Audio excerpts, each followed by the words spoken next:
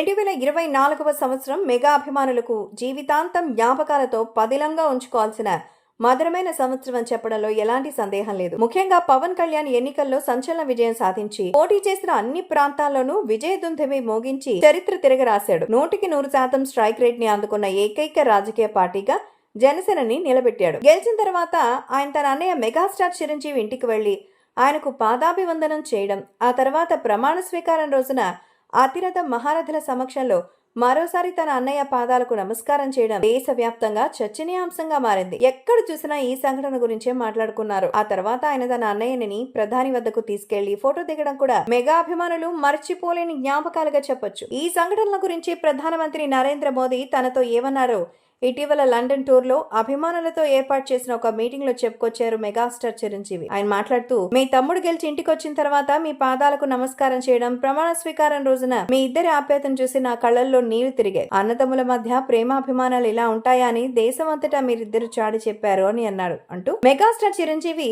మోదీ చెప్పిన మాటలు చాలా ఎమోషనల్ గా చెప్పుకొచ్చారు. దీనికి సంబంధించిన వీడియో ఇప్పుడు సోషల్ మీడియాలో బాగా వైరల్ అయింది. అభిమానులు ఆ మధురమైన క్షణాల్లో చిరంజీవి ఎలాంటి అనుభూతి చెందారని తెలుసుకోవడానికి చాలా కాలం నుంచి ఎదురు చూస్తున్నారు. వాళ్ళ ఎదురు చూపులకు ఇలా తెరపడింది. పూర్తి స్థాయి వీడియో కోసం ఫ్యాన్స్ ఎదురు చూస్తున్నారు, కానీ అది వచ్చే సూచనలు కనిపించడం లేదు. ఎందుకంటే అదొక ప్రైవేట్ మీటింగ్ కాబట్టి. ఆ మీటింగ్ వెళ్ళిన ఒక అభిమాని చిరంజీవి మాట్లాడుతుండగా ఈ వీడియోని రికార్డ్ చేసి సోషల్ మీడియాలో అప్లోడ్ చేశారు. ఇక మెగాస్టార్ చిరంజీవి సినిమాల విషయానికి వస్తే ప్రస్తుతం ఆయన విశ్వంభర మూవీ షూటింగ్ లో బిజీగా ఉన్నారు. ఈ చిత్రం తర్వాత ఆయన వెంటనే అనిల్ రావిపూడి మూవీకి షిఫ్ట్ అవబోతున్నారు.